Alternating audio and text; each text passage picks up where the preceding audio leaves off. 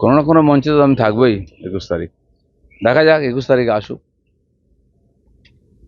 কিন্তু মানে এত বড় জল্পনার উত্তরে আপনার এই এক লাইন, মানে মানুষ জল্পনা জানতে চায়। জল্পনাই তো চলে, রাজনীতিতে জল্পনা নিয়েই সব চলে।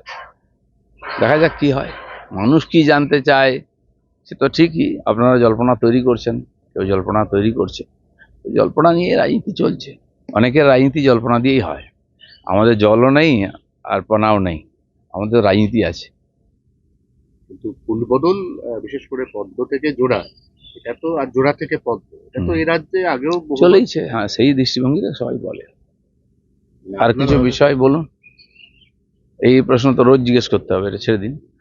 হ্যাঁ, দাদা 21 তারিখের পর কি তাহলে এই প্রশ্ন আর জিজ্ঞাসা করতে হবে না? না, প্রশ্ন থাকবে না, সমাধান হয়ে যাবে সব। হ্যাঁ,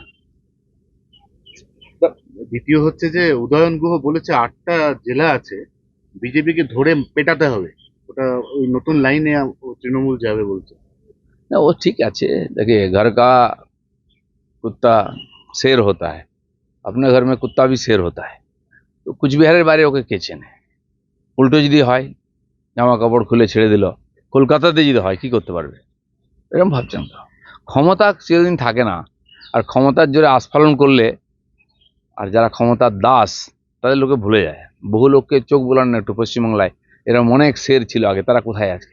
বেঁচে আছে, কিন্তু বেঁচে আছে কিনা কেউ জিজ্ঞেস করে না। দাদা ঠাকরে মডেল আসছে বাংলায়, ঠাকরে মডেলটা হচ্ছে একটা বৃহত্তর জোট তৈরি হবে বামেদের সঙ্গে তৃণমূলের, তৈরি হয়ে আপনাদেরকে আটকে দেওয়া হবে। না, ঠিক আছে, জল্পনা বললাম না, চলতেই থাকে রোজ নতুন নতুন জল্পনা। আর তারপরে আপনাদের দোকান চালাতে হয়, নতুন নতুন জল্পনা দিলে কে শুনবে? সময় পার হয়ে গেলে হলো না, তারপরে একটা হয়ে গেল, হলো না, তো সেই সানি দেওলের গল্পই বলতে হবে, তারিখ পে তারিখ। তো মানুষেরও সময় আছে, আজকাল সোশ্যাল মিডিয়ায় একটু ঘাঁটাঘাঁটি করে, লোকে চর্চাও করে, এতে রাজনীতি চলতে পারে না।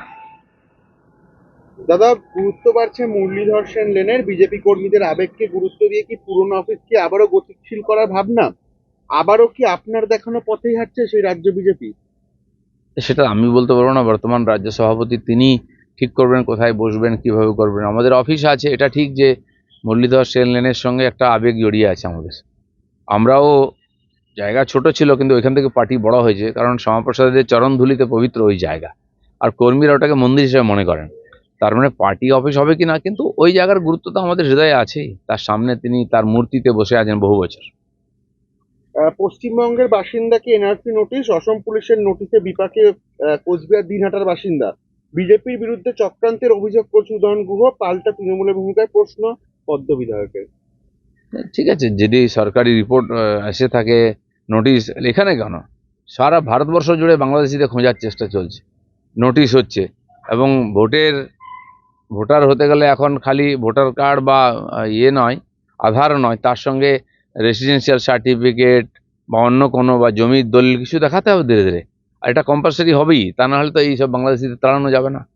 কসবা কাণ্ডে মুখ খুলে দলেরই রোষে রাজন্যা, কান্নায় ভেঙে পড়লে সাসপেন্ডেড তৃণমূল নেত্রী।